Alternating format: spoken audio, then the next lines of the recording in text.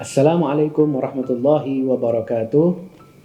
Bertemu lagi dengan kami, Abu Hadi Asgaf, dalam kelanjutan kisah yang sama, True Story Muhammad Hadi Asgaf, yang mana pada saat ini kita telah sampai pada bab di mana ada berita duka di tengah kebahagiaan daripada kepulihan Ananda. Sebelumnya kami telah memaparkan bagaimana Ananda kemudian kembali ke kota Solo dan dapat berkumpul kembali bersama dengan kami. Dan di sini kami mendapatkan satu berita duka yang cukup menjadikan kesedihan yang mendalam bagi kami. Bab ini menjadi bagian yang kami yakini memiliki hubungan erat dengan kehidupan Ananda Muhammad Hadi Asgaf.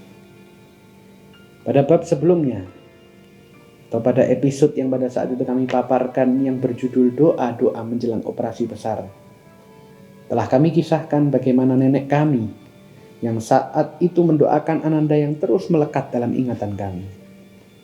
Kata-katanya masih terekam dan benar-benar ada dalam pikiran ini ketika beliau berucap, "Ya Allah, jangan Engkau ambil nyawa Muhammad Hadi cucuku. Jika Engkau izinkan, saya akan menukar nyawa saya untuknya." Saat itu beliau seakan sedang berbincang dengan Allah Subhanahu wa Ta'ala, dan inilah kisah di mana doa tersebut benar-benar menjadi kenyataan. Tepat pada hari Kamis, tanggal 7 Februari 2013, kami tiba dari Jakarta dan kembali berada di kota Solo. Sungguh bahagia bisa kembali berada di kota ini setelah menyelesaikan proses pengobatan Ananda Muhammad Hadi yang cukup panjang. Kini kami pun siap kembali beraktivitas normal seperti sedia kala. Di hari itu kami ingin segera mengunjungi rumah nenek untuk bertemu langsung dengan beliau dan mengabarkan berita bahagia akan keberhasilan pengobatan Ananda. Namun karena suatu hal, di hari itu kami belum bisa menuju ke rumah beliau. Keesokan harinya pada hari Jumat di pagi hari, nenek menghubungi kami dan mengatakan bahwa beliau ingin menjenguk Ananda. Nenek yang kami ceritakan di bagian ini adalah istri dari atau ibu dari ibunda kami yang bernama Habsyiyah. Saat itu beliau berangkat dari rumahnya dengan mengajak salah satu anaknya berangkat menuju ke rumah kami. Kami bersiap menyambut kedatangan daripada nenek kami di rumah kami. Beberapa jam kami menunggu, nenek tidak kunjung datang. Akhirnya kami mencoba menghubunginya namun tidak dapat tersambung. Tak lama kemudian, salah satu bibi saya yang ikut bersama nenek menuju perjalanan ke rumah kami mengabarkan bahwa di tengah perjalanan tiba-tiba nenek muntah. Badannya lemas sehingga beliau pun kembali ke rumahnya. Mendengar kabar ini kami langsung menuju ke rumah beliau. Kami belum berani keluar rumah mengajak Ananda yang saat itu baru pulih dari operasinya, sehingga kami datang sendirian bersama dengan istri kami pada saat itu. Sesampainya di sana kami melihat nenek sedang istirahat terbaring di tempat tidurnya. Kami langsung menghampirinya. Kami mencium kedua tangannya dan kemudian menanyakan kondisinya. Saat itu beliau justru balik bertanya tentang kondisi Ananda kepada kami. Kami pun mengabarkan bahwa Ananda Muhammad Hadi dalam kondisi baik-baik saja, operasinya berhasil dilakukan dengan baik. Dan kemudian beliau mengatakan bahwa sebenarnya beliau sangat ingin untuk menjumpai atau menemui secara langsung Ananda Muhammad Hadi. Namun kondisinya pada saat itu tidak memungkinkan untuk melihat Ananda secara langsung. Kami pun mengatakan bahwa kami akan segera membawa Ananda kemari untuk bertemu langsung dengan beliau. Namun beliau melarang karena kami baru saja pulang dari Jakarta dan masih dalam kondisi pemulihan Ananda. Beliau katakan kepada kami pada saat itu, nanti beliau akan mengunjungi rumah kami jika kondisi tubuhnya sudah membaik. Di tengah perbincangan kami, beliau sampaikan bahwa beliau turut berbahagia atas keberhasilan operasi yang sudah dilalui daripada Ananda. Karena itu beliau telah mempersiapkan syukuran. Beliau akan membagikan makanan kepada saudara dan tetangga di hari Minggu nanti. Kami menyambut niat baiknya dengan bahagia serta tak lupa kami berterima kasih atas perhatian dan doa-doa beliau, terutama untuk Ananda Muhammad Hadi. Setelah kurang lebih 2 jam, kami duduk berbincang-bincang bersama dengannya. Kami melihat kondisinya semakin membaik. Kemudian kami izin pada beliau untuk kembali pulang ke rumah. Sebelum kami pulang, beliau bertanya satu hal yang membuat kami sedih mendengarnya. Beliau bertanya kepada kami dan sebagian anaknya yang saat itu sedang berada di sana.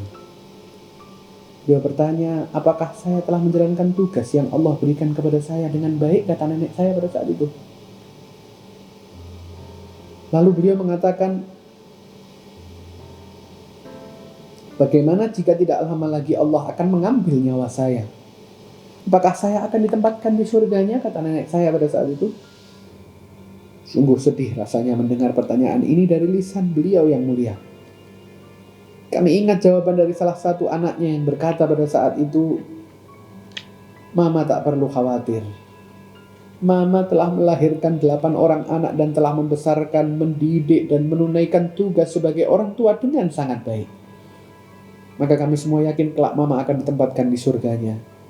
Namun, kami semua mendoakan itu semua akan terjadi setelah Mama dalam keadaan panjang umur dan sehat walafiat. Itulah jawaban salah satu dari anak beliau yang masih kami ingat hingga saat ini. Setelah itu kami pulang dengan perasaan sedih karena masih terngiang-ngiang akan pernyataan beliau. Malam harinya kami menghubungi beliau dan menanyakan kabarnya. Alhamdulillah, kondisinya semakin baik. Kami lega mendengar kabar tersebut. Keesokannya pada hari Sabtu tanggal 9 Februari, tiba-tiba kami mendapat kabar bahwa kondisi beliau menurun. Pagi itu juga kami bergegas menuju ke rumah beliau. Dan saat itu juga kami memberanikan diri untuk mengajak Ananda Muhammad Hadi keluar dari rumah kami dan ikut menuju ke rumah beliau. Kami mengerti bahwa beliau memiliki keinginan yang sangat kuat untuk melihat daripada kondisi Ananda Muhammad Hadi. Sesampainya di sana kami melihat beliau sedang dalam kondisi yang sangat lemah terbaring di tempat tidurnya. Saat itu keluarga telah bersiap untuk membawa beliau menuju ke salah satu rumah sakit yang ada di kota Yogyakarta. Kemudian beliau keluar dari kamarnya dengan dituntun oleh anak-anaknya untuk masuk ke dalam mobil tersebut. Karena kondisinya yang sangat lemah, beliau belum sadar bahwa saat itu kami datang bersama dengan Ananda. Dan ketika beliau sudah berada dalam mobil, masih ingat ketika kami menggendong Ananda dan membawanya berada di sebelah daripada kaca mobil, ketika itu beliau berada di dalamnya. Kemudian beliau menengok. Beliau melihat secara langsung Ananda Muhammad Hadi ada di dekatnya. Dengan kondisi yang lemah, beliau mengangkat tangannya dan menggenggam tangan Ananda yang mungil. Kemudian beliau tersenyum saat memandang wajah Ananda. Tak lama kemudian beliau segera berangkat. Di samping beliau kami melampaikan daripada tangan, dan beliau masih terus tersenyum sambil melihat wajah Ananda. Kemudian mobil mulai berjalan dan beliau bergerak menuju rumah sakit. Saat itu kami meneteskan air mata. Ada kekhawatiran bahwa itu adalah senyuman beliau yang terakhir yang kami lihat. Kami terus mencari informasi dengan menghubungi ibu kami yang saat itu ada bersama beliau. Kami ingin mendapat kabar tentang perkembangan kondisi nenek saat itu. Siang harinya kami mendapat kabar bahwa beliau mengalami perkembangan kondisi yang baik.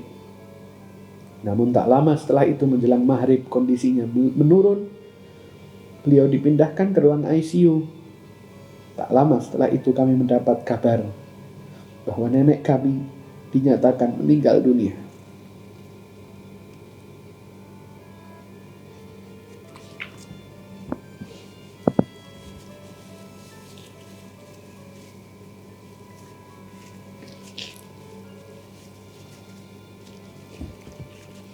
Kekhawatiran kami benar-benar terjadi.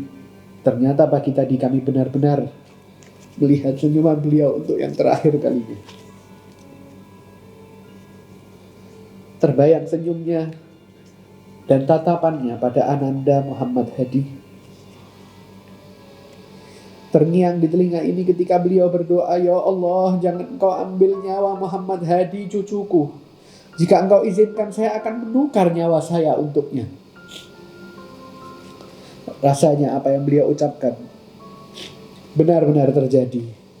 Terngiang pula ucapan ketika beliau mengutarakan niatnya untuk membuat syukuran atas keberhasilan operasi Ananda Muhammad Hadi. Belum terlaksana niat tersebut tepat 2 hari setelah Ananda Muhammad Hadi tiba di kota Solo. Setelah melakukan pengobatan, beliau dipanggil untuk kembali bertemu dengan Allah Subhanahu wa Ta'ala. Meskipun beliau belum bisa melaksanakan niat tersebut, namun anak-anaknya tetap melaksanakan apa yang menjadi niat beliau. Pada hari di mana beliau ingin melaksanakan niat tersebut, mereka bersama-sama mewujudkan niat tersebut. Syukuran untuk Ananda tetap terlaksana dengan membagikan makanan pada saat itu ke tetangga-tetangga sekitar yang ada. Satu hal yang membuat kami lega adalah kami telah mewujudkan keinginan nenek kami untuk melihat Ananda Muhammad Hadi. Seandainya pada saat itu kami tidak memaksakan diri untuk membawa Ananda ke rumah beliau, tentu akan menjadi penyesalan besar bagi kami. Begitulah kisah singkat tentang berita duka yang kami hadapi di tengah kebahagiaan atas kepulihan Ananda. Sekali lagi kami sampaikan bahwa kisah ini kami paparkan karena kami merasa ada hubungan yang kuat antara nenek kami dengan Ananda Muhammad Hadi Ashraf. Semoga Allah Subhanahu wa Ta'ala mengampuni dosa dan kesalahan beliau. Allah Subhanahu wa Ta'ala melapangkan kubur beliau serta mengumpulkan beliau di surga Allah Subhanahu wa Ta'ala bersama dengan baginda Nabi besar Muhammad sallallahu alaihi wasallam. Amin ya rabbal alamin. Kami mohon pula kepada para pendengar untuk membacakan daripada kiriman doa dan surat Al-Fatihah teruntuk nenek kami tercinta beserta suaminya yang sudah meninggal dunia, Syekhah Habsyah binti Ja'far bin Ahmad As-Segaf dan Habibuna Ali bin Abdullah bin Husain As-Segaf. Al-Fatihah.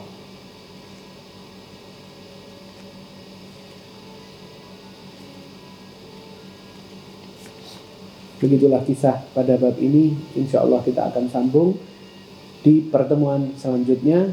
Sampai jumpa. Wassalamualaikum warahmatullahi wabarakatuh.